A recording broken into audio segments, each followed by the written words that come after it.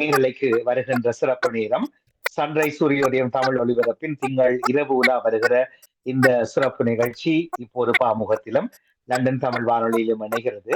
கூடவே மொபைல்களில் இப்பொழுது அப்ளிகேஷன் ஊடாகவும் நீங்கள் இணையலாம். அது லண்டன் தமிழ் ரேடியோ.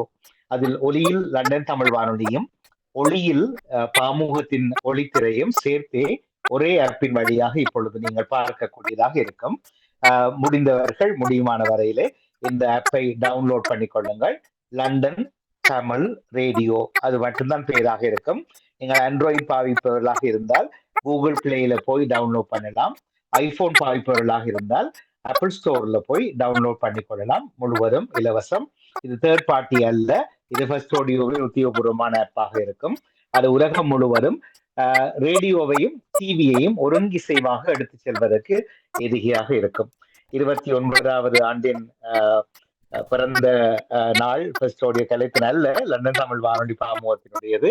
நாளை மறுதினம் புதன்கிழமை இடம்பெறப் போகிறது. அதனை முன்னிட்டு கலிகம் தருகிற ஒரு அன்பு பரிசு. இனி இந்த நிகழ்வை எங்கிருந்தும் எப்படியும் இலகுவாக ஒரே ஒரு சொடுக்கில் கேட்கலாம். ஒரே ஒரு கிளிக்கிலே உங்கள் மொபைலில் எங்கு உலகத்தில் இருந்தபடியும் கேட்கலாம். நீங்கள் வானொலியில் கேட்கிற போது பாடல்களும் வரும். அதுதான் வித்தியாசமா இருக்கும். அங்கு சினிமா பாடல்களும் சேர்த்தபடிதான் ஒரு லண்டன் தமிழ் வானொலியினுடைய வித்தியாசமான அணிகலங்களோடு பாமுகத்தின் நிகழ்ச்சிகளிலும் அவ்வப்போது வந்து சேரும். பாமுக மொழித்திரை வளமை போலவே எந்த சினிமாவும் கட்சி அரசியல் எதுவும் இல்லாமல் இத்தனை ஆண்டுகள் எப்படி பயணித்தோமோ அதே முறையிலே தொடர்ந்து வரும். அவை இரண்டும் ஒருங்கு சேர வருவதனால் இளையவர்களையும் இளமனது படைத்தவர்களையும் லண்டன் தமிழ் வானொலி நிச்சயமாக கவரும். 24 மணி நேரமும் அறிவித்தல்கள் பாடல்களும் அவ்வப்போது பாமுக நிகழ்ச்சிகளை நீங்கள் பார்ப்பீர்கள் என்ற தகவலோடு முகநூலூடாக இப்பொழுது டிவி தமிழ் டிவி தமிழிலும் இப்போது இந்த நிகழ்வு இணைகிறது. இணையம் வெப்சைட்டில் firstaudio.net FIRSTAUDIO.net இந்த நிகழ்வு உங்களை இணைகிறது.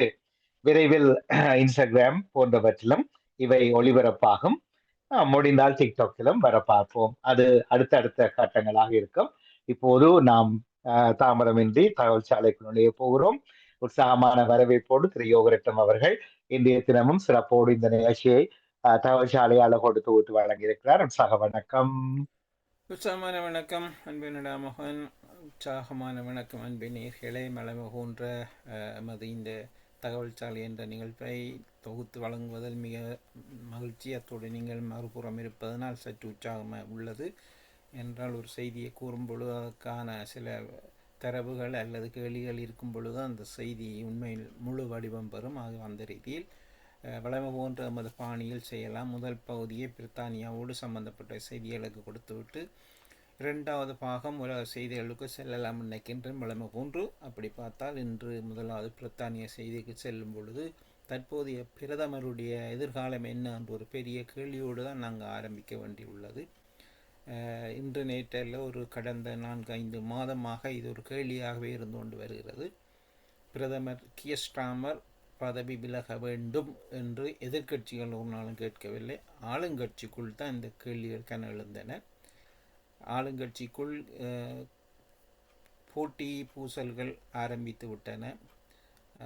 யார் தலைவராக வருவது, அதாவது இவர் பதவியிலிருந்து விலகினால் தான் இன்னொருவர் தலைவராக வரலாம் என்று இதற்கு பல பல பல கோணங்களிலிருந்து ஒரே விதமான ப்ரெஷர் அழுத்தங்கள் கொடுக்கப்படுகின்றன.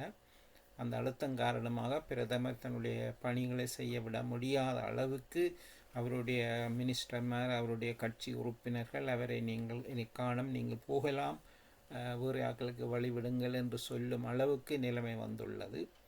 ஆனால் அப்படி போனால் அடுத்தது என்ன என்றது இன்னொரு பெரிய கேள்வி. அதை எல்லோருக்கும் அச்சத்தை கொடுக்கும் கேள்வி. ஆனால் இந்த பதவியை விரும்புவர்கள், பதவியை ருசிக்கிறவர்கள் எல்லா நாடுகளையும் இருக்கிறார்கள். எங்கள் இந்தியாவில் அண்மையில் என்ன நடந்ததோ அது போன்றுதான் இங்கேயே நடக்கிறது.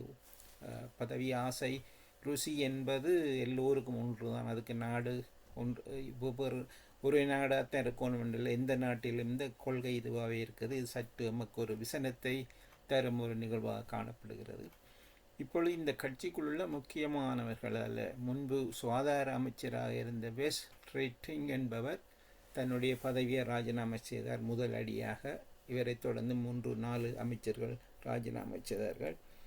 இப்பொழுது கட்சிக்குள் உள்ள பல பாராளுமன்ற உறுப்பினர்கள் ஏற்கனவே பல தடவை பாராளுமன்றத்துக்கு பதவி விலகணும் என்று கூறிக்கொண்டு வந்தாலும் ஒரு போட்டி ஒன்று வரை உள்ளது. அதாவது இவரை எதிர்த்து யார் போட்டியிடுவது அந்த கட்சிக்குள் என்று ஒரு கேள்வி வரும்பொழுது ஒருவர் தேவை. அப்படி என்றால் இவருக்கு அடுத்த சக்தி வாய்ந்தவர் யாராயிருப்பார் என்றால் மான்செஸ்டரில் நகரசபை தலைவராயிருக்கிற ஆண்டி பேர்னம். அவர் ஓரளவுக்கு சக்தி வாய்ந்தவர். அவரை இதுக்கு கொண்டு வரலாம் என்று இவரை கொண்டு வந்தால்தான் கியர் ஸ்டார்மரை பதவியில் தூக்க எறியலாம் என்ற ஒரு கொள்கை காரணமாக ஒரு சில உறுப்பினர்கள் அவர் பின்னால் நின்று அந்த அழுத்தத்தை கொடுத்து கொண்டு வருகிறார்கள். எப்பொழுது நீங்கள் பதவி விலகாட்டி எப்பொழுது விலகப் போகிறீர்கள் ஒரு கால தவணையை கூறிவிட்டு செல்லுங்கள் என்ற மாதிரி கேள்வி இப்பொழுது வலுத்து கொண்டு வருகிறது. இன்று பிரதமர் சில முக்கியமான அறிவிப்புகளை அறிவிக்க புறப்பட்டவுடன், உதாரணமாக இன்று அவர் கதைத்த விடயம் என்னவென்றால், இந்த சிறுவர்களுடைய கைத்தொலைபேசிகளில் இந்த பாலியல் ரீதியான காட்சிகளை பார்ப்பதற்கான வசதிகள் இந்த ஊடகங்களினால் ஏற்றுக்கொள்ளப்பட்டதனால் இதனால் பல விளைவுகள் ஏற்படுகின்றன. அது எல்லோருக்கும் தெரிந்த ஒன்று. யாராவது ஏதாவது செய்ய வேணும் என்ற முயற்சியில் முக்கியமாக கூகுள், ஆப்பிள் போன்ற சர்வதேச செய்தியல்ல இணையதளங்கள் அல்லது என்று கூறலாம், இவர்களுக்கு ஒரு அழுத்தத்தை கொடுத்துள்ளார். இனி நீங்கள் இப்படியான கருவிகள் மூலம் இந்த பிள்ளைகளை ஆபாசமான நிர்வாணமான படங்களை பார்ப்பதற்கு வழிவகுக்கக்கூடாது. உங்களுடைய டெக்னாலஜி, உங்களுக்குள்ள அதே தொழில்நுட்ப திறமையை பயன்படுத்தி அது அவர்களால் பார்க்க முடியாது அல்லது புதிதாக அப்படியான வேலைகளுக்கு இடம் கொடுக்கக்கூடாது என்ற மாதிரி ஒரு கேள்வியையும் கேட்டு, இது இல்லாத பட்சத்தில் இங்கே அந்த குறிப்பிட்ட அந்த கூகுள் அல்லது ஆப்பிள் போன்ற இணையதளங்களை முடக்கப் போவதாக பிரதமர் எச்சரித்துள்ளார். இது ஒரு விதத்தில் நல்ல முயற்சி. ஆனால் அது இன்று வேடிக்கையாக கூட எதிர்க்கட்சிகள் அல்லது வேறு சிலர் கூறியிருந்தார்கள். அது எந்த அளவுக்கு சரி வரும், இவ்வளவு நாளும் இருந்து டிப்பு அறிவிக்கிறாரா என்று இன்று சில ஊடகங்கள் விமர்சித்திருந்தன. யார் செய்தாலும் ஒரு நல்ல விஷயம் செய்யணும். உண்மையில் இந்த சிறுவர்கள் பலர் பாதிக்கப்படுகிறார்கள் என்பது உண்மை.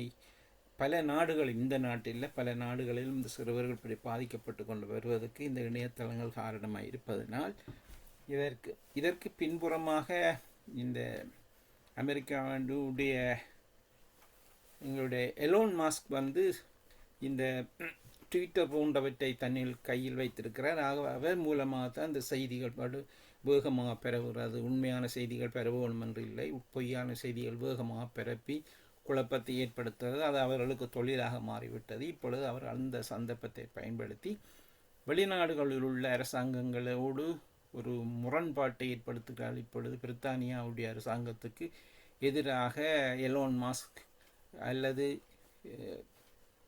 அமெரிக்காவுடைய பாதுகாப்பு அமைச்சர் பகிரங்கமான தாக்குதலை தாக்கி கொண்டு வருகிறார்கள். அவர்கள் தாக்கும் நோக்கம் அரசியல் ரீதியாக பிரித்தானியா ஒரு ஆழம் தகுதி அற்ற ஒரு கட்சி என்ற மாதிரி காட்டிக்கொண்டு வருகிறார்கள். அந்த ரீதியில் அது எப்படி எங்கே இது வடிவாக நாங்கள் சிந்தித்தால் இது எல்லாமே ஒரு இடத்தில் ஆரம்பித்து பல வழிகளினூடாக ஒரு சொல் மட்டும் வந்து கொண்டே இருக்கிறது. உதாரணமாக இந்த வெளிநாட்டவருடைய வருகையைத்தான் ஆரம்பமாக வைத்து நைஜல் ஃபராஜ் இதுவரை காலமும் தன்னுடைய கருத்துக்களை கூறி பிரித்தானிய மக்களுக்கு வெளிநாட்டவர் மீதான ஒரு வெறுப்பை ஏற்படுத்தி அந்த வெறுப்பை தனது வாக்காக மாற்றி கொண்டு கொண்டிருக்கிறார்.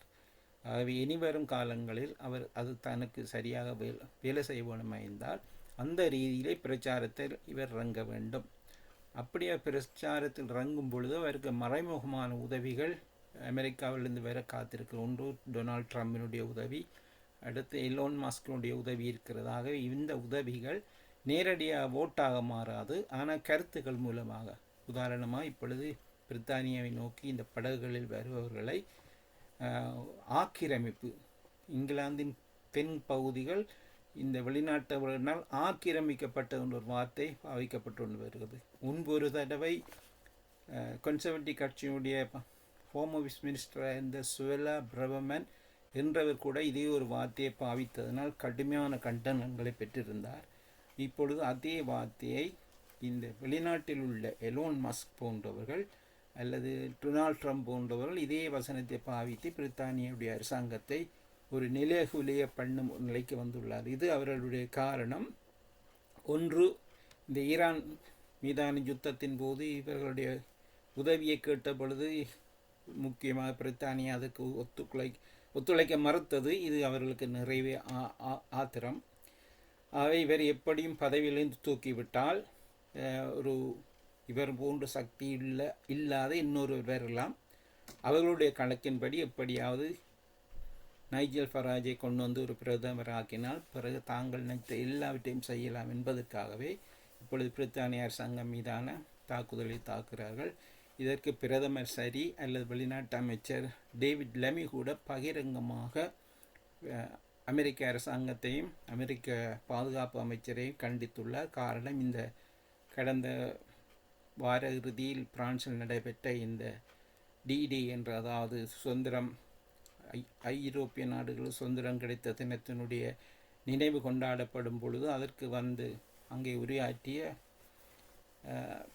அமெரிக்க பாதுகாப்பு அமைச்சர் மிக மோசமான முறையில் இந்த நாடுகளை தாக்கியிருந்தார். ஐரோப்பிய நாடுகள் என்று பொதுவாக இந்த ஐரோப்பிய நாடுகள் எல்லாம் இந்த வெளிநாட்டு வருகையினால் நிலை குலைந்து போயிருக்கிறது. இவர்களுக்கு ஒழுங்காக அட்மினிஸ்ட்ரேஷன், ஒரு நிர்வாகத்தை நடக்கும் திறமை இல்லை. இதனால் தான் இந்த வெளிநாட்டவர்கள் இங்கே வந்து குவிகிறார்கள் போன்று ஒரு படு மோசமான பேச்சை பேசியிருந்தார். இதற்கு வெளிநாட்டு அமைச்சர் டேவிட் லெமி கடுமையான கண்டனத்தை தெரிவித்துள்ளார். பிரதமரும் இந்த கருத்தை தெரிவித்திருக்கிறார். இது இப்படி இருக்க, இங்கே ரெண்டொரு கொலை விவகாரங்கள் பெரிய அரசாங்கத்துக்கு தலை கொடுக்கும் நிகழ்ச்சியாக மாறியுள்ளது.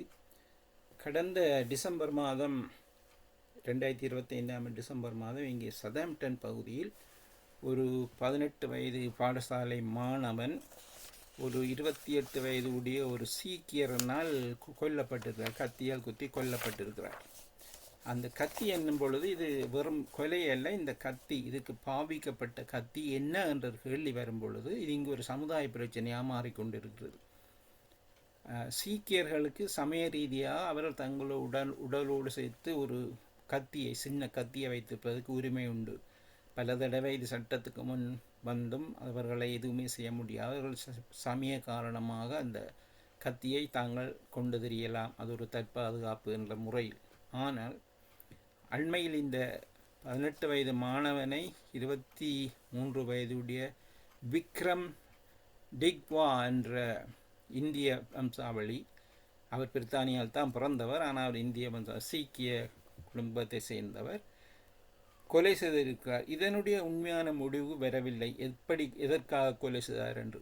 ஆனால் ஒரு கொலையை செய்தவர் போலீஸுக்கு பிழையான ஒரு தகவலை கொடுத்திருக்கிறார். தாங்கள் தாக்கப்படுகிறோம், உடனடியாக வருவோம் என்று அந்த தாக்கப்படுவரை பற்றிய பெயரையும் கொடுத்து அவரை பற்றிய தகவலை போலீஸுக்கு கொடுத்த பொழுது போலீஸார் நேரடியாக வந்து என்ன நடந்தது, ஏது நடந்தது என்று சரியாக கவனிக்காமல் அந்த தாக்குதலுக்கு உள்ளானவரை கைவிலங்கிட்டு விட்டார்கள்.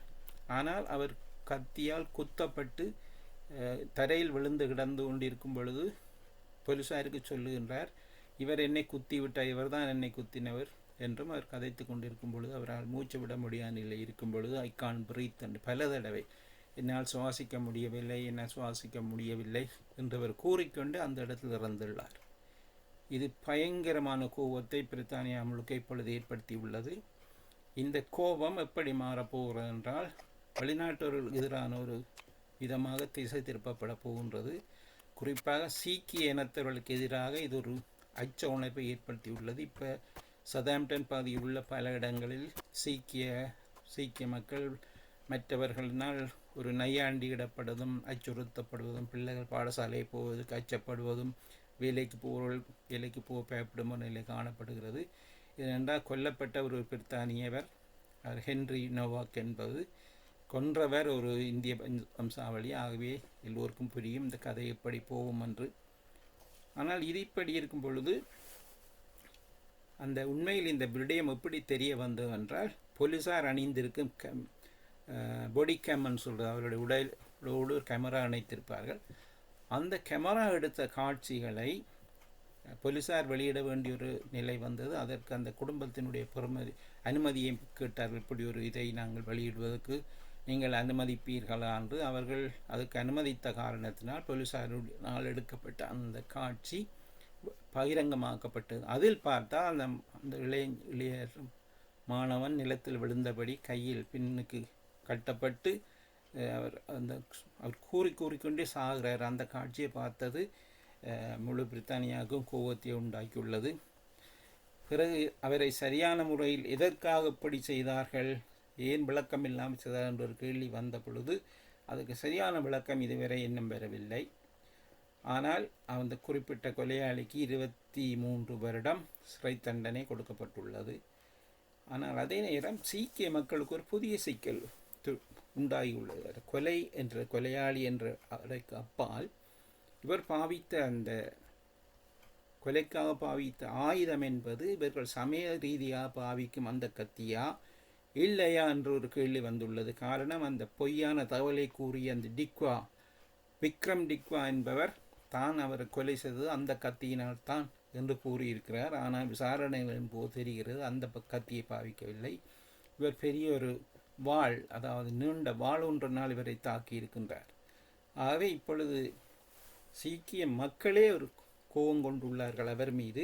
அவர் சொன்னது அவ்வளவும் பொய் கூறி தான் அந்த சமய ரீதியாக பாவிக்கும் அந்த கத்தியினால் தான் இந்த கொலையை செய்தேன் என்று கூறும் பொழுது அவர் தன்னுடைய குடும்பத்துக்கும் தன்னுடைய சமயத்துக்கும் ஒரு அவமானத்தை தேடி தந்துள்ளார் என்று சீக்கிய மக்கள் இப்பொழுது ஆத்திரப்படுகிறார்கள். ஆகவே அவர்கள் இப்பொழுது மிக அவசரமாக ஒரு நீதி விசாரணை கொண்டு வரப்பட வேண்டும். உண்மையில் என்ன நடந்தது என்ற உண்மை வெளியில் கொண்டு வரப்பட வேண்டும். இல்லை என்றால் சீக்கிய மக்களை ஒரு எதிரிகளாக பிரித்தானிய மக்கள் கருதும் நிலை காணப்படுகிறது. அதே நேரம் கடந்த ஞாயிற்றுக்கிழமை லண்டனில் சீக்கிய மக்களுடைய ஒரு அமர்வு அல்லது ஊர்வலம் என்று கூறலாம். அதாவது எல்லோருக்கும் தெரியும், 42 வருடங்களுக்கு முன்பு இந்தியாவில் உள்ள பொற்கோவிலில் அம்ஸ்டர் என்ற இடத்தில் உள்ள பொற்கோவிலில், அதாவது சீக்கியருடைய புனித கோவிலில் இந்திரா காந்தி அம்மையார் அரசாங்கத்தினால் தாக்குதல் நடைபெற்று அதில் பலர் கொல்லப்பட்டதனால் அங்கே ஒரு கடும் எதிர்ப்பு ஏற்பட்டு அதன் காரணமாக பல சீக்கியர்கள் கொல்லப்படும் ஒரு நிலை கூட காணப்பட்டது. போலீசார் சுட வேண்டிய நிலை ஏற்பட்டது. இதை இந்த 42வது ஆண்டை நினைவுபடுத்தும் மூலமாக கடந்த ஞாயிற்றுக்கிழமை சீக்கிய மக்கள் லண்டனில் கூடியிருந்தார்கள். ஆனால் அதே நேரம் இவர்கள் கேட்ட கேள்வி இப்பொழுது நடந்த நிகழ்ச்சிக்கு உண்மையான விளக்கம் தர வேண்டும் என்று. ஆனால் இதற்கான விளக்கம் இப்போது வரும் என்று யாரும் எதிர்பார்க்க முடியவில்லை. இந்த விசாரணை ஏறக்குறைய 2027ஆம் ஆண்டு அளவில் தான் விசாரணை வரும் என்று கூறப்படுவதனால் எல்லோருக்கும் ஒரு சோர்வு ஏற்பட்டுள்ளது. உண்மை இப்பொழுது வரப்போவதில்லை என்று ஓரளவுக்கு எல்லாராலும் புரியக்கூடியதாக இருக்கிறது. அடுத்த முக்கியமான ஒரு நிகழ்ச்சி, இன்று திடீரென்று ஊடகங்களில் வெளிவந்த ஒரு செய்தி. மிக சக்தி வாய்ந்த ஒரு கோடீஸ்வரர், அவருடைய கடந்த கால லீலைகள் இப்பொழுது வெளியே வந்து உள்ளது. வெஸ்ட்ஹாம் ஃபுட்பால் கழகத்தினுடைய ஓனர், அதை வாங்கியவர் ஒரு புறம். அதனை விட அவர் ஒரு பெரிய கோடீஸ்வரர். எப்படி என்றால் அவருடைய டேவிட் சுலைவன் என்பதுதான் அவருடைய பெயர். அவர் கடந்த காலங்களில், கடந்த 90களிலிருந்து லேட் 80லிருந்து 90கள் வரை அவர் செய்து வந்த அந்த தொழிலானது இந்த அடல்ட் மேகசின், அதாவது இந்த பாலியல் ரீதியான மேகசின்கள் வெளியிடுவது மற்றும் பொர்னோகிராஃபியா பாலியல் ரீதியான காட்சிகளை வெளியிடுவது, அதற்காக பெண்களை பாவிப்பது போன்றவைதான் இவருடைய மூலதனமாக இருந்து இதன் அதே நேரம் ஃபுட்பாலிலும் இவர் கூடுதலான ஆர்வம் காட்டியதனால் ஸ்போர்ட்ஸ் பத்திரிகையை நடத்தி கொண்டு வந்திருக்கு. அப்போ ஒரே நேரம் பல துறைகளில் அவருக்கு மில்லியன் கணக்கான பணம் சேர்ந்த பொழுது அவர் தலை தெரியாமல் தன்னை பெரிய ஒருவராக கொண்டு இதற்கு பாவிப்பதற்கு உதாரணமாக இந்த துறையில் பாவிக்கப்பட வேண்டியவர்கள் நிச்சயமாக பெண்கள். அவை பெண்களையே இதற்கு பாவித்திருந்தார். அவருடைய பண செல்வாக்கையும் அவருடைய அதிகார தோரணையையும் பாவித்து இளம் பெண்களை இந்த ஃபோட்டோகிராஃபிக் என்று கூப்பிடுவது அல்லது அவருடைய ஒரு பார்ட்டிகளுடைய ஒரு முக்கியமான நிகழ்ச்சிக்கு அழைப்பது போன்று பல இடங்களுக்கு அழைத்து செல்லும் பொழுது பல விதமான பெண்களை இவர் பாலியல் ரீதியாக துன்புறுத்தி பல தவறுகளை செய்திருந்திருக்கிறார். அந்த நாட்களில் இதை யாரும் வெளியில் வந்து கூற தயாராக இருக்கவில்லை. ஒன்று காரணம், கடந்த 20 வருடங்களுக்கு முன்பு, அதாவது இந்த துறைகளில் பணிபுரியும் ஃபோட்டோ கலை, ஆடற்கலை, பாடற்கலை அல்லது மேகசின்களில் படம் கொடுக்கும் மாடல் என்று கூறுபவர்கள் வெளியில் வந்து எதை கூறினாலும் யாரும் அதை சீரியஸாக ஏற்றுக்கொள்ளப் போவதில்லை. இவர் தன்னை இப்படி பலாத்காரம் செய்தென்றால் அதை ஏற்றுக்கொள்ளும் அளவுக்கு அங்கு யாரும் இருக்கவில்லை. சட்டங்களும் 2003 பின்பு தான் பலமாக இறுக்கப்பட்டது. அதற்கு முன்பு சட்டங்களில் இறுக்கம் காணப்படாதபடியால் இவர் அதனை பயன்படுத்தி பல பெண்களை பாலியல் ரீதியான துன்புறுத்தலுக்கும் ஏற்படுத்தியுள்ளார். இன்று 7 பெண்கள் தொடர்ந்து பகிரங்கமாக வந்து இவரை பற்றிய குற்றச்சாட்டுகளை கூறும் பொழுது இவருடைய செய்திகளை BBC பனோராமா தயாரித்து கொண்டிருந்தது. இன்று இரவு 8 மணிக்கு அது ஒளிபரப்பப்பட்டதை நானும் பார்த்தேன். அவருக்கு நேற்றைய முன்தினம் அறிவிக்கப்பட்டது, உங்களுடைய இந்த செய்தி, உங்களுடைய நிகழ்ச்சி நாங்கள் தயாரித்து நாளைக்கு ஒளிபரப்ப போகிறோம் என்றது. அது இன்று திங்கட்கிழமை. உடனடியாக நேற்றைய அந்த ஃபுட்பால் கிளப் அதிலிருந்து தன்னை விடுவித்து கொண்டார். வெஸ்ட்ஹாம் என்ற ஃபுட்பால் கழகத்துக்கு அதிலிருந்து தன்னுடைய பதவியை விலத்தி கொண்டார். இன்று அவரது செயல்களே பெரிய ஒரு செய்தியாக அடிபடுகிறது. காரணம், இன்னும் எத்தனை பெண்கள் இப்படி வந்து இங்கே இவர் ஒரு நாள் பாதிக்கப்பட்ட என்று கூறும் பொழுது இந்த செய்தி மிகப்பெரிய செய்தியாக மாறப்போகிறது. அதே நேரம் பிரதமரை பற்றி நான் கூறும் பொழுது அடுத்த எதிர்வரும் 18ஆம் தேதி இங்கே மெக்கஃபீல் என்ற இடத்தில் ஒரு இடைத்தேர்தல் வருகின்றது. இந்த இடைத்தேர்தல் எதற்காக வருகிறது என்றால், ஆண்டி பேர்னம் என்பவரை இந்த பாராளுமன்றத்துக்குள் ஒரு பாராளுமன்ற உறுப்பினராக கொண்டு வந்தால்தான் பின்பு அவர் கேஎஸ் ராமரோடு நேரடியாக போட்டியில் இறங்கலாம். சாதாரணமாக ஒருவர் போட்டியில் இறங்க முடியும். அவரும் ஒரு பாராளுமன்ற உறுப்பினர், இவரும் ஒரு பாராளுமன்ற உறுப்பினர் என்ற ரீதியில் யாருக்கு செல்வாக்கு இருக்கிறதோ அவர் தெரிவு செய்யப்பட்டு கட்சியின் தலைவராக தெரிவு செய்யப்படும் பொழுது அடுத்த பிரதமராக வரக்கூடிய ஒரு வாய்ப்பு உண்டு. ஆகவே இப்பொழுது இந்த முதல் நான் கூறியது போன்று இந்த கட்சிக்குள் உள்ள குத்துவெட்டுக்கள், போட்டிகள், பொறாமை காரணமாக இப்பொழுது ஆண்டி பேர்னமும் இந்த இடைத்தேர்தல் குதிக்கின்றார். எதிர்வரும் 18ஆம் தேதி முக்கியமான ஒரு இடைத்தேர்தல் இங்கே நடைபெற இருக்கிறார். அதில் ஏறக்குறைய 10-15 பேர் கேட்கின்றார்கள். ஆனால் அதில் முக்கியமான சிலர் கிரீன் பார்ட்டி, பல இடங்களில் வென்று கொண்டு வந்த ஒரு பார்ட்டி, மற்ற ஆண்டி பேர்னம் அது லேபர் கட்சிக்குள்ளே அவர் போட்டியிடுகிறார். அடுத்தது இன்னொன்று முக்கியமாக ரிஃபார்ம் யூகே, இப்பொழுது பல இடங்களில் வென்று கொண்டு வரும் ரிஃபார்ம் யூகே இங்கே போட்டியிடுகிறது. ஆகவே ஒரு நிறைய ஆபத்து இருக்கிறது. ரிஃபார்ம் யூகே அங்கே வெல்லுமா அல்லது லேபர் தான் வெல்லுமா? அதே நேரம் கன்சர்வேட்டிவ் கட்சி அவர்களும் தங்களுடைய பாராளுமன்ற உறுப்பினருக்கான அந்த போட்டியில் குதிக்க உள்ளார்கள். லிபரல் டெமோக்ராட் போன்றவையும் வேறு சில உதிரி கட்சிகள், பெயர் சொல்ல முடியாத புது கட்சிகளும் இங்கே போட்டியிடுகின்றன. ஆகவே இந்த இடைத்தேர்தல் யார் தெரிவு செய்யப்படுவார் என்பது பெரிய ஒரு கேள்வியாக உள்ளது. இதில் ஆண்டி பேர்னம் தெரிவு செய்யப்படுவாராயிருந்தால் அவர் பாராளுமன்றத்துக்குள் வருவார். வந்தவுடன் பிரதமரை ராஜினாமா செய்ய வேண்டும் என்ற அந்த கோரிக்கைகள் மிக உச்சமாக செல்லும். பின்பு ஏதோ ஒரு கட்டத்தில் இவர்களுக்கான கட்சி தலைமை பீடத்துக்கான போட்டி நடைபெற்று அந்த போட்டியில் ஆண்டி பேர்னம் தெரிவு செய்யப்பட்டால் பிரதமருக்கு ஒரு நிறைய ஆபத்து இருக்கிறது. அல்லது ஆண்டி பேர்னம் வெற்றி பெறாமல் நைஜல் ஃபராஜி வருவாராயிருந்தால் பிரதமருடைய பதவி காக்கப்படும். ஆகவே இங்கே ஒரு சிக்கலான சூழ்நிலை காணப்படுகிறது.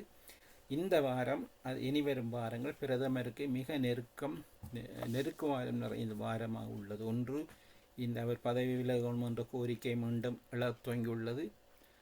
அடுத்தது இடைத்தேர்தல் முன்பு நடக்குமா இல்லையா என்றிருந்தது, இப்பொழுது நடக்கவே போகிறது 18ஆம் தேதி ஜூன் மாதம். ஆகவே அதனுடைய முடிவு இவருடைய தலைவிதியை மாற்றும் ஒன்றாக இருக்கிறது. இதே நேரம் அடுத்த வாரம் G7 என்ற வளர்ச்சி அடைந்த நாடுகள் 7 நாடுகள் பங்கு பெற்றும் வருடாந்த மீட்டிங், அனுவல் மீட்டிங் சமிட் பிரான்சில் நடைபெற இருக்கிறது அடுத்த வாரம். ஆகவே இங்கே தேர்தலுக்கான பிரச்சாரங்கள் நடைபெற்று கொண்டிருக்கும் பொழுது பிரதமர் வரக்கூடிய சில நாட்களை பிரான்சில் கழிக்க வேண்டியுள்ளது. ஆகவே அவருக்கு அது கூடி ஒரு நெகட்டிவாகத்தான் இருக்க போகிறேன் என்றால் சர்வதேச ரீதியில் சில விடயங்களை கவனிக்கும் பொழுது இங்கே உள்ளூரில் அவருக்கு ஆதரவான வாக்கள் பெறுவது சற்று கஷ்டமாக இருக்கும். ஆகவே இது கூட அவருக்கு ஒரு பிரச்சனைக்குரிய விடயமாக இருக்கிறது என்பதை பார்த்து கொள்ளலாம்.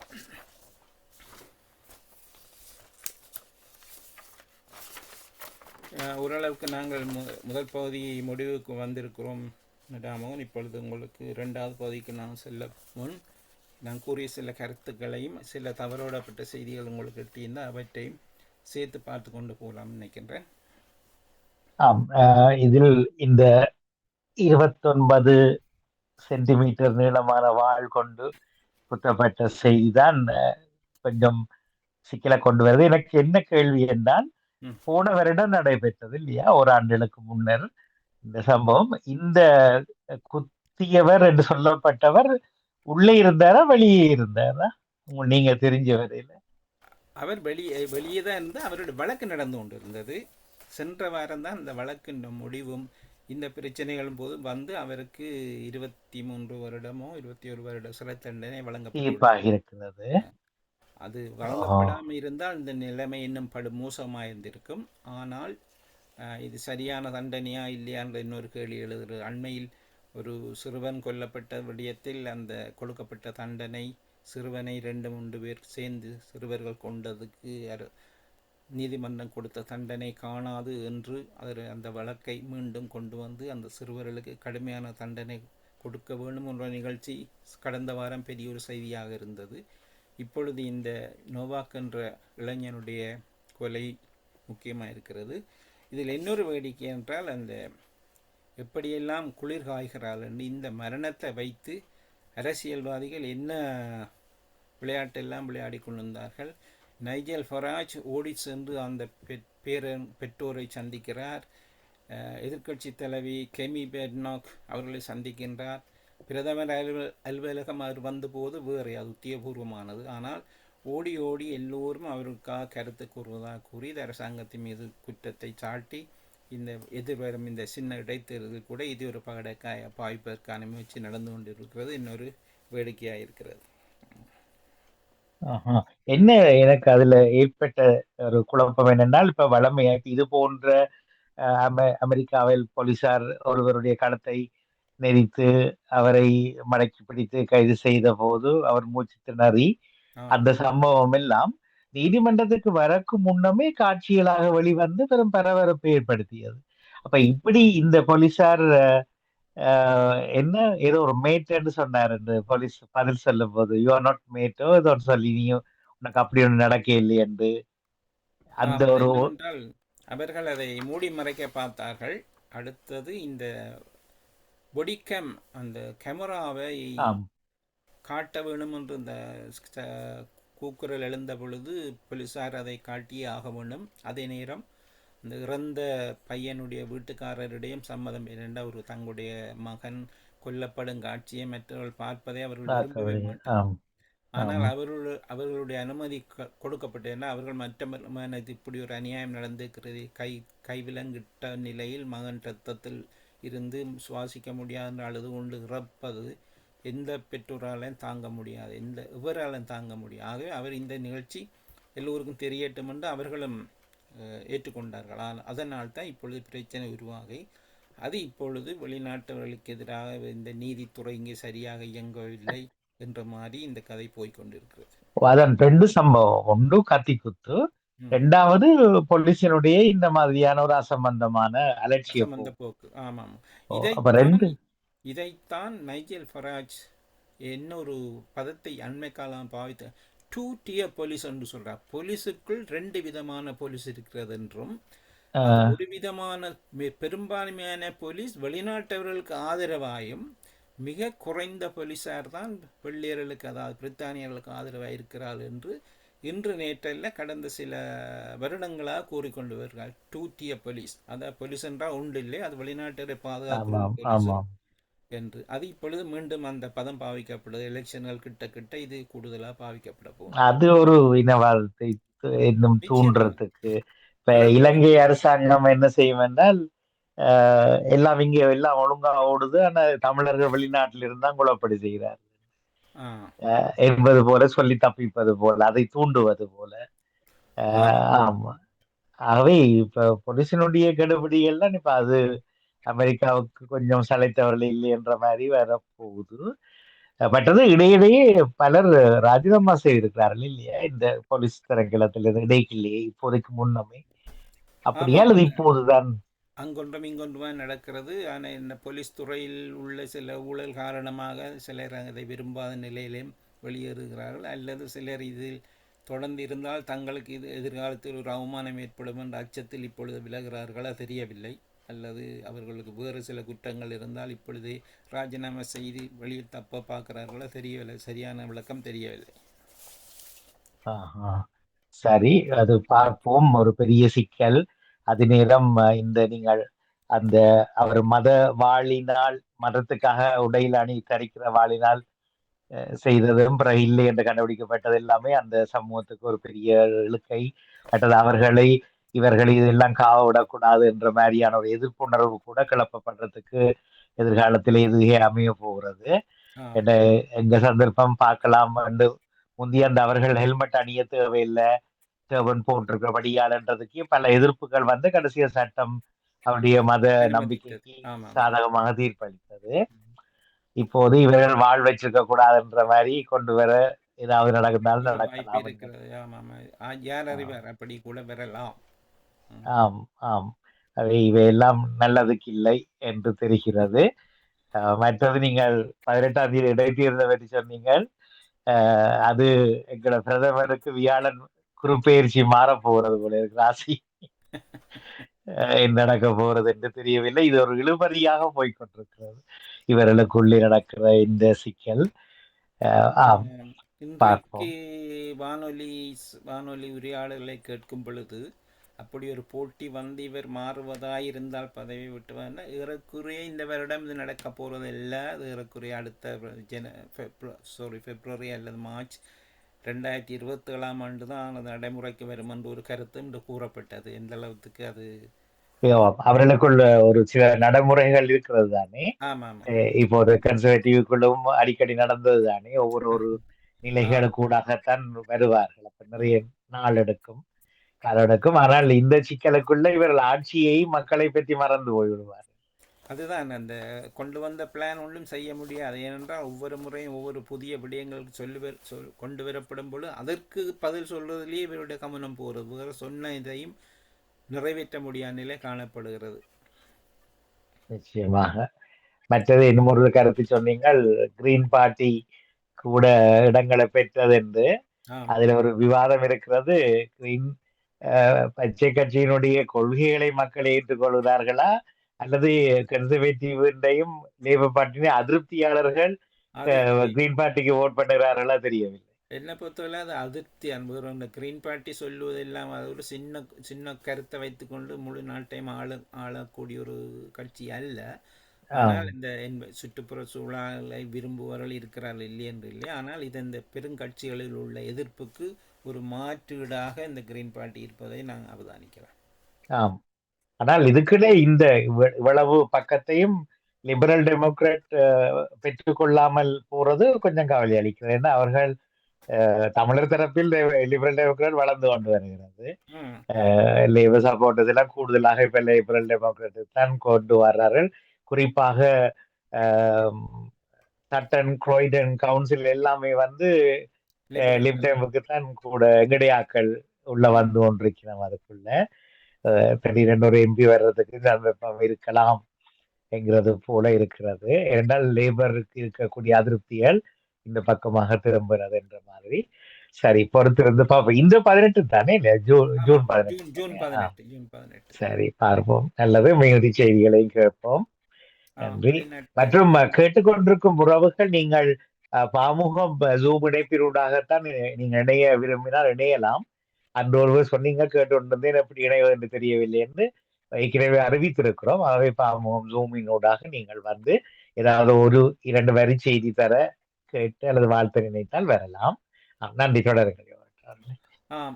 வெளிநாட்டு செய்திகள் என்று வரும்பொழுது இப்பொழுது ஈரான், இஸ்ரேல், மற்றது அமெரிக்கா, இந்த 3 நாடுகளில் முக்கோண சிக்கல் ஒன்றில் ஈடுபட்டு கொண்டு வருவது எல்லோருக்கும் தெரியும்.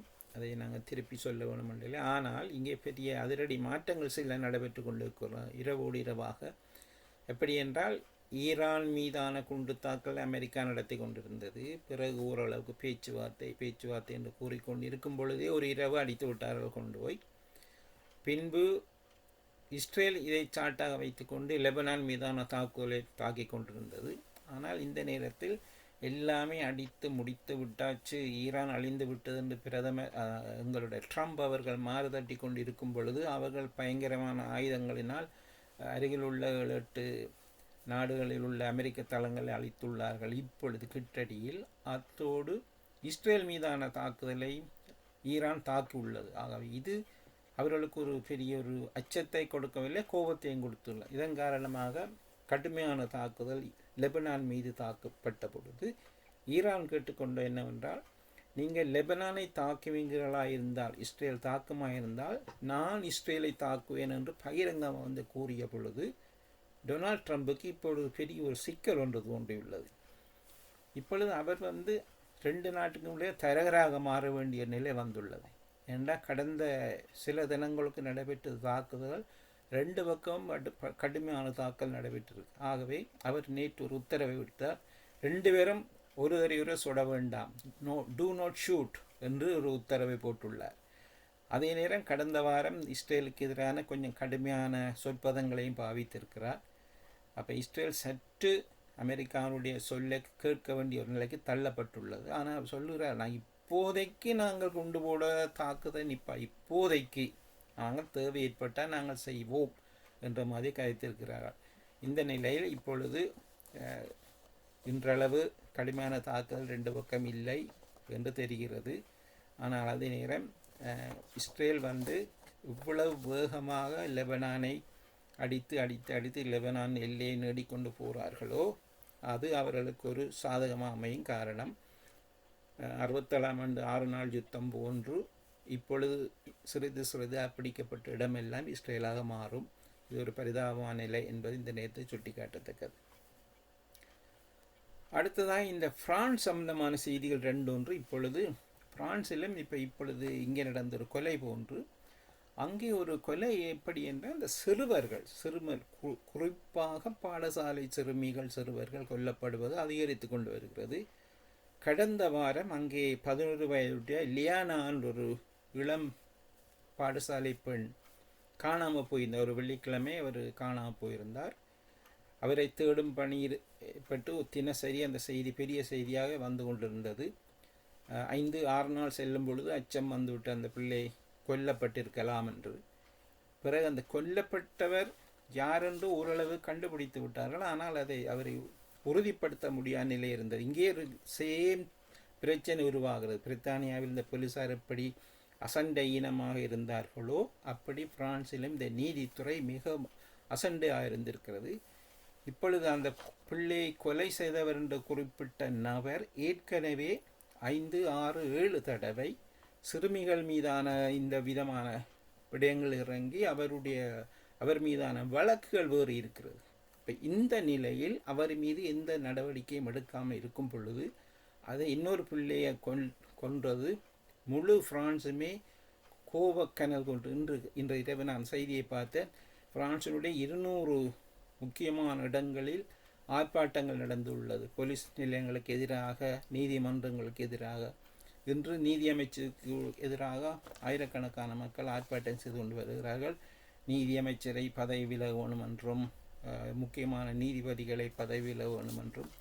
இப்பொழுது நீதியமைச்சர் பல 36 மேஜிஸ்ட்ரேட்டுகளை கூப்பிட்டு அவர்கள் மீதான விசாரணை நடத்தப்படுவோம் என்றும். ஏனென்றால் பல தடவை இப்படியான குற்றங்கள் அறிவிக்கப்பட்டாலும் இவர்கள் மீது, குற்றவாளிகள் மீது கடுமையான தண்டனை அல்லது அவர்கள் மீதான மற்றவர்களுக்கு பாதுகாப்பு கொடுக்கப்படாத நிலை காரணமாகத்தான் இப்படி ஒன்று நடக்கிறது என்று கூறும் பொழுது அது இப்பொழுது ஏறக்குறைய ஆச்சரியமாயிருந்த செய்திகளை பார்த்தா ஏறக்குறைய 70,000 கேசஸ், 70,000 சிறுவர்கள் மீதான தாக்குதல் நடந்து ஏறக்குறைய 70,000 கேஸ் பல வருடங்களாக விசாரிக்கப்படாமல் இருக்கிறது.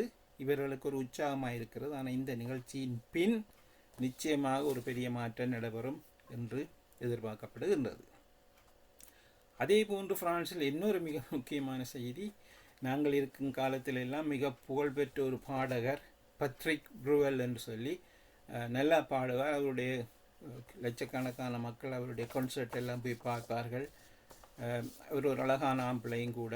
ஆனால் இவருடைய அந்த புகழ் உச்சத்தில் இருக்கும் பொழுது அவரும் ஓரளவுக்கு தன்னுடைய தலைக்கு மேலாக சிந்தித்து தன்னுடைய அந்த செல்வாக்கை பயன்படுத்தி அந்த பாட்டு நிகழ்ச்சியில் கலந்து கொள்ளவர்கள் வேறு நிகழ்ச்சியில் கலந்து கொள்ளும் பொழுது அங்கேயும் பல பெண்களை இவர் பாலியல் ரீதியாக சீண்டி வந்து பலரை பாலியல் ரீதியான உறவுக்கு உள்ளாக்கி இருக்கிறார் என்ற செய்தியும் வந்து கொண்டிருந்தது. ஆனால் நாங்கள் இருக்கும் காலத்தில் இவர் ஒரு கடவுளுக்கு அடுத்தவராக அங்கே கருதப்பட்டவர்.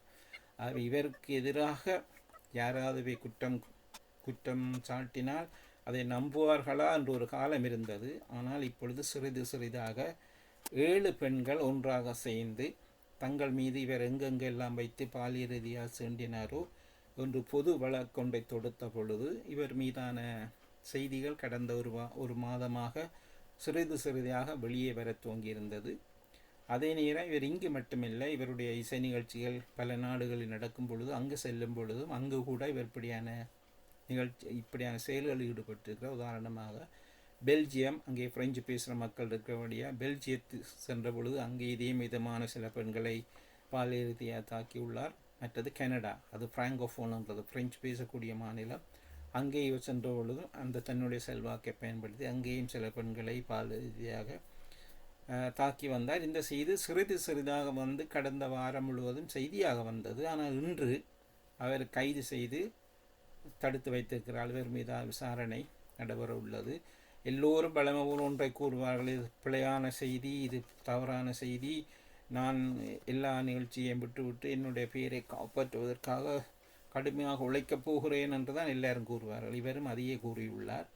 இன்று பிரித்தானியாவில் அந்த ஃபுட்பால் மில்லியனராக இருந்தவர் அவர் கூட இப்படித்தான் தானும் தன்னுடைய பெயரை காப்பாற்றுவதற்காக தன்னாலான முயற்சிகளை செய்ய போகிறேன் என்று கூறியிருக்கிறது. வளமை போன்ற செய்தியாக காணப்படுகிறது. அடுத்தொரு கவலைக்குரிய செய்தி, பிலிப்பைன்ஸில் இன்று நடைபெற்ற எர்த்குவேக், பூமி அதிர்வு. ஏறக்குறைய 32 பேர் இறந்ததாக கூறப்படுகிறார். ஆனால் நிச்சயமாக அந்த நிலை உயரலாம். ஏனென்றால் அந்த குறிப்பிட்ட ஒரு தீவுக்குள் தான் அது நடந்தது. மிண்டனோ என்ற ஐலண்ட், அது ஒரு ஐலண்ட் மிண்டனோ. ஆகவே அங்கு சரியான தகவல் போனதா தெரியவில்லை. ஏறக்குறைய 32 பேர் இறந்ததாக கூறப்பட்டது. மற்றது மிக கடுமையான 7.8 7.8 புள்ளி மேக்னிடியூட் இந்த அதிர்வு ஏற்பட்டுள்ளது. இதனால் அருகில் உள்ள நாடுகள் பலவற்றில் சுனாமி எச்சரிக்கையும் விடப்பட்டது. உதாரணமாக இந்தோனேசியா, ஜப்பான், ஆஸ்திரேலியா போன்ற இடங்களில் எச்சரிக்கை விடப்பட்டது. ஆனால் அந்த எச்சரிக்கை சற்று பின்பற்றப்பட்டது. அந்த சில காட்சிகளை காட்டியிருந்தார்கள். நிலம் அதிர்வதனால் பயந்து பாடசாலை இருந்த பிள்ளைகள் ஓடி வந்து ஒரு நிலத்தில் இருக்கும் பொழுது அந்த நிலம் ஆடும் பொழுது பக்கத்தில் உள்ள ஒரு தகர கொட்டகு என்று இடிந்து அவர்கள் மீது விழுந்த காட்சியை காணக்கூடிய இருந்தது. இந்த ஏரியாவில், அதாவது பிலிப்பைன்ஸ், தாய்லாந்து என்ற பகுதி அடிக்கடி இந்த பூமி அதிர்வினாலும் சுனாமியாலும் தாக்கப்படும் இடமாக இருக்கிறது. இன்று ஏறக்குறைய 32 பேர் இறந்துள்ளதாகவும் பலர் 100 பேருக்கு மேல் காயமிட்டதாகவும் செய்திகள் தெரிகின்றது. அடுத்த முக்கியமான செய்தி, ஃபுட்பால். சர்வதேச ரீதியான உலகக்கோப்பைக்கான ஃபுட்பால் அமெரிக்காவிலும் மற்றது கொலம்பியாவிலும் மெக்சிகோவிலும் நடைபெற இருக்கிறது. இங்கே புதிய அரசியல் சிக்கல்கள் தோன்றியுள்ளது. காரணம், அமெரிக்காவுக்கு யார் பெறக்கூடாது என்று டொனால்ட் ட்ரம்ப் கூறுகிறாரோ அவர்கள் அங்கே செல்ல அனுமதி இல்லை. உதாரணமாக சோமாலியாவைச் சேர்ந்த ஒரு தலை சிறந்த ஃபுட்பால் ரெஃப்ரி, அவர் ஆப்பிரிக்காவினுடைய தலை சிறந்த ரெஃப்ரி என்று தெரிவு செய்யப்பட்டவர். ஆனால் அவரை அங்கே வருவதற்கு டொனால்ட் ட்ரம்ப் அனுமதிக்கவில்லை. ஏனென்றால் சோமாலியா பயங்கரவாத நாடு, அங்கிருந்து யாரும் பெறக்கூடாது என்று. இதே போன்று வேறு சில கட்டுப்பாடுகளும் பெற உள்ளது. இப்பொழுது சில தனக்கு விருப்பமில்லாத நாடுகள் அங்கே வந்து விளையாடக்கூடாது என்ற நிலை காணப்படுகிறது. Political intervention. இது எப்படி தீர்க்கப்பட போகிறது என்ற ஒன்று. அதை இந்த ஃபீஃபா என்று இந்த சர்வதேச இந்த ஃபுட்பாலை நடத்தும் நிறுவனம் இந்த முறை செய்யும் அநியாயம் சொல்லும் தரம் என்று அமெரிக்காவுக்கு செல்ல வேணுமாயிருந்தால் பல்லாயிரக்கணக்கான ரூபாக்கள் செலவில் செல்ல வேண்டியிருக்கிறது. இப்போ ஐரோப்பாவில் ஆஸ்திரேலியாவுக்குள்ள ஒரு குறிப்பிட்ட தூரத்துக்குள் செல்லும் பொழுது செலவுகள் குறைவாக, ஆனால் இங்கே பல நாடுகள் இந்த அமெரிக்கா செல்லும் பொழுது அவர்களுக்கான பிரியாண செலவு, அதாவது ஏர் டிக்கெட் செல்வது, மற்ற அந்த கட்டணம், அந்த புதபந்தாட்டம் பார்ப்பதற்கான பற்றி சீட்டுகளுடைய கட்டணம் ப்ளஸ் அவர்கள் தங்குவதற்கான ஹோட்டல் தங்க, இவ்வளவுத்தையும் சேர்த்து பார்க்கும் பொழுது மிக பெருந்தொகையான பணம் அங்கே உறிஞ்சப்படுகிறது. இதற்கு நேற்று முன்தினம் ஒரு அழகான புகைப்படம் ஒன்றை போட்டிருந்தார். இந்த எஃப்ஏ கப் தலைவர் ஒரு தண்ணி போத்தலை வைத்து வாயில் உறிஞ்சுவது போல் அது கூறினாண்டா மக்களுடைய பணத்தை எப்படி இவர்கள் உறிஞ்சுகிறார்கள் என்று சொல்லி அந்த செய்தி இருந்தது. இது அடுத்ததாக இந்த எந்தெந்த நாட்டுக்கு இடையில் இந்த மேட்ச் நடக்க போகின்றது, இன்னும் சில அநேகமாக எல்லா எந்தெந்த நாடு மோதுகின்ற பட்டியல்கள் இப்பொழுதே வெளியே வர துவங்கிவிட்டன. இப்பொழுது சில மேட்சுகள் வார்ம் அப்னு சொல்லி, இந்த மேட்ச் நடப்பதற்கு முன் சில விளையாட்டுகள் இப்பொழுது சில நாடுகளுக்கு நடந்து கொண்டே இருக்கிறது. இதனை விட பாப்பரசர் ஸ்பெயின் சென்றிருக்கிறார். அங்கே 2-3 தினங்கள் அவர் தங்கியிருந்த பொழுது நிறையவே அவருக்கு வரவேற்பு இருந்தது. அதே நேரம் அவருடைய செய்தியானது இந்த அகதிகளுக்கு எதிராக இந்த நாடுகள் என்னென்ன விதமான நடவடிக்கை எடுக்கிறார்களோ அதை பகிரங்கமாக எதிர்த்து இந்த அகதிகளுக்கு உதவி செய்ய வேண்டும் என்று அவர் கூறிக்கொண்டே வந்தார். இந்த இடத்தில் டொனால்ட் ட்ரம்புக்கும் இவருக்கும் நேரடியான சில கருத்து மோதல்கள் ஏற்பட்டது. இந்த இன்வேடர்ஸ், இந்த நாடுகளுக்கு படியெடுத்து ஐரோப்பா முழுக்க போய் நாடுகளை கெடுக்கிறார்கள் என்று கூறும் பொழுது பாப்பரசர் கூறுகின்றார், அவர்களுக்கு நீங்கள் சரியான உதவி செய்ய வேணும், அவர்கள் மீது கோவப்பட வேண்டாம் என்று கூறுகிறார். இதனால் பாப்பரசருடைய கருத்துக்கும் டொனால்ட் ட்ரம்புடைய கருத்துக்கும் மிகவும் ஒன்றும் பொருந்தாத ஒரு நிகழ்ச்சியாக காணப்படுகிறது. அடுத்தது பிரான்சில் நடைபெற்று கொண்ட ரொலங் காரோஸ் டென்னிஸ் இந்த முறை பல அதிர்வுகளை ஏற்படுத்தியுள்ளது. மிக மிக பெரிய தலைகள் எல்லாம் உருண்டு விழுந்து, சாதாரணமாக ஒரு ஜெப்ரெவ் என்ற ஒரு ஜெர்மனை சார்ந்த ஒருவர் இந்த ஃபர்ஸ்ட் டைம் முதல் தடவையாக ரொலங் காரோஸ் இந்த கப்பை பெற்றுள்ளார். இது பல விளையாட்டு வீரர்களுக்கு ஒரு அச்சத்தை கொடுத்துள்ளது. ஏனென்றால் எல்லோருடைய இவர்தான் வருவார் என்று சொன்ன அத்தனை பேரும் ஒன்றன் பொன் ஒன்றாக விழுந்து, யாருமே கேள்விப்படாத இந்த ஜெப்ரெவ் என்பவருடைய இந்த பெயர் இப்பொழுது வாய்க்குள் நுழையாத ஒரு பெயராக மாறியுள்ளது. இது இப்பொழுது டென்னிஸ் உலகத்தில் அதுவும் ஒரு சாதனையாக இருக்கிறது என்ற செய்தியோடு நாம் நிகழ்ச்சியில் முடிக்கொள்ளலாம். உங்களுடைய இறுதி கருத்துக்கள் வேறு விடயங்கள் இருந்தால் அவற்றையும் ஒரு நிமிடம் அலசி பார்த்துவிட்டு நாங்கள் நிகழ்ச்சியை ஓரளவுக்கு முடிவு கொண்டலாம். நடமோன் பொதுவான ஒரு தர்க்கம்தான், உலகத்தில் திடீரென்று பணக்காரராகியவர்கள் யார்தான் ஒழுக்க சீலர்களாக இறுதி வரைக்கும் வாழ்ந்து மடிந்திருக்கிறார். பிடிபடாமல் இருந்து இறந்திருக்கிறார்கள் சில பேர், அதிலும் சில பேர் தற்கொலை செய்திருக்கிறார்கள், தங்கள் உயிரை மாற்றி. இல்லாதவர்கள் இறுதி காலங்கள்ல 30-40 வருஷத்துக்கு முன்னம் செய்த சிலுமிசங்கள் வெளியே வந்து அவமானப்பட்டு தங்கள் இறுதி காலங்களை கழித்து. இதில் ஒரு ஹவுஸ் ஆஃப் லார்ட்ஸ்ல பிரபுவாக இருந்த ஒரு இந்தியர், அவருடைய பெயரை மறந்துட்டேன், ஏதோ 89 வயது வரைக்கும் இருந்து இறந்தவர். அவருக்கு எதிராகவும் பல இளைய பிள்ளைகளோடு தகாத உறவுகள், உங்களுக்கு ஞாபகம் வருகிறதா?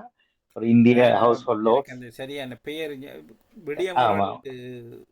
இருக்கு, ஞாபகம் இருக்கிறது இல்லையா? விவரங்கள் சரியா ஞாபகத்தில் இல்லையா? அந்த குடும்பம் எவ்வளவு அவமானப்பட்டு கொண்டிருப்பார்கள் இன்று வரைக்கும். ஆனா அது நெடுகாலங்களுக்கு முன்னர் நடந்த நிகழ்வுகள் தான். ஆனால் இவர்கள் தங்களுடைய செல்வாக்கையும் பணபலத்தையும் வைத்துக் கொண்டு இப்படி பலரை வந்து பலருடைய வாழ்க்கையில விளையாடிய சம்பவங்கள் இருக்கிறது. அந்த செய்தியை நீங்கள் இப்ப அகப்பட்ட கோடீஸ்வரர் கதையை சொல்லும் போது யோசிச்சு கொண்டே இருந்தேன். நானும் எனக்கு தெரிஞ்ச பெரிய பணக்காரராக்கண்ட சிலுமிசங்கள் எல்லாம் யோசிச்சு கொண்டே வா. இன்னும் பிடிபடாதவர்களும் இருக்கிறார்கள். ஆனால் சமூகத்துக்கு தெரியும் இவர்கள் என்ன செய்திருக்கிறார்கள்.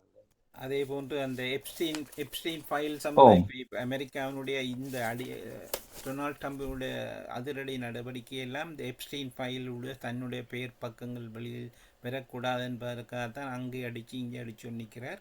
ஆனால் இன்று நியூயோர்க்கில் நடைபெற்ற இந்த விசாரணையின் போது, அதாவது எப்ஸ்டீனால் பாதிக்கப்பட்டு தப்பிய ஒரு பெண்மணி இன்று பகிரங்கமாக நேர நேரடியாக முகம் தெரியக்கூடிய நீதிமன்றத்தை தனக்கு நடந்த நிகழ் தான் எங்கெங்கெல்லாம் கொண்டு போகப்பட்டார், யாரோடு உணவருந்தினோம் என்ற பொழுது மீண்டும் எங்களுடைய பிரித்தானிய அரசருடைய தம்பியாருடைய செய்தி மீண்டும் பெறுகிறது. அவரோடு இங்கே அரச மாளிகையில், அதாவது பக்கிங்ஹாம் பலசுள்ள சில அப்பார்ட்மெண்ட்ஸில் இருந்து தாங்கள் ஒன்றாக சாப்பிட்டோம் என்றெல்லாம் கூறியிருக்கிறார்.